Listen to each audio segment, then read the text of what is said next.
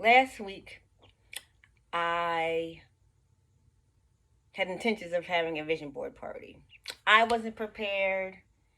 You didn't come on, but still talked about doing a vision board, what a vision board was, what you can put on yours, what I wrote about some 4, 5, 6 years ago when I did my first one that got thrown away.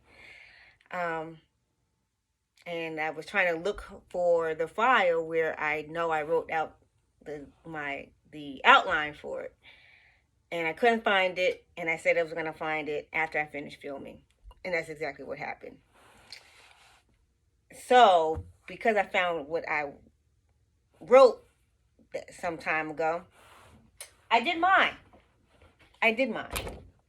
And if you follow me on social media, you saw that I posted it. This is just a scan through of what I created. Some of the stuff that I wrote had time limit on it, some didn't, and some of the things that did have a time limit, time's almost up, but there's still time. There's still work to do. As long as it is day, because night has not come yet. Speaking of that, good segue. You saw it on my vision board, and it was in the beginning of this video. John 9:4 is on the vision board, but in the beginning of the video was John 9:4 and 5, verse 4 and 5. And as Jesus talking to his disciples, talking about as long as it is day, he is to do the work that he was sent here to do by God, and no one can work at night or in the night or at night.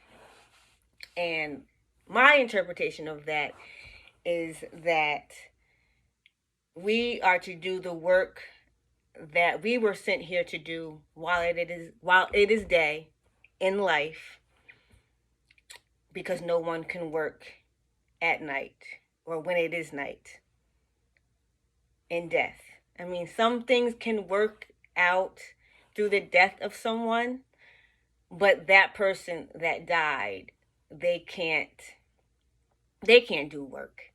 And I put that at the beginning of this video, and the purpose of me doing that is what I'm getting ready to talk about right now. This past Saturday, I attended the homegoing celebration. For those of you that don't know what a homegoing celebration is, it's another word or another phrase for a funeral of a person that was the personification of working while it was day, and doing what she needed to do while it was day, while she lived. And that is a word that kept coming up at her service, that she lived life to the fullest. She was so positive. She was encouraging despite what was going on in her life. She gave out that positivity. She gave out that encouragement. And if I was to give a definition or a phrase to it, I would say that she was the personification of life in the daylight. She worked. She did what she should have done, or we should do, despite what's going on in our life. We should be encouraging. We should be positive. We should use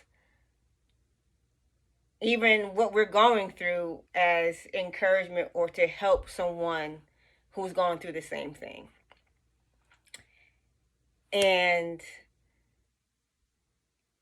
having gone to Andrea's service and hearing that over and over again, how she was positive, how she was encouraging, makes me want to strive harder to do that. Yes, it can be hard to do that. Yes, I know it can be hard to do that. Life can be hard. and it can be hard to be encouraging. It can be to be positive through that. Believe me, I know. I've felt like that this week. Don't know why, but I just have. Pray for me, y'all. Um, but having gone to Andrea's service, I'm going to try harder to do that, to be encouraging, to be positive, to encourage not just those outside of myself, but encourage myself. There's a song that it says, encourage yourself. And I'm going to try harder to do that. Um, that's all I wanted to talk about today.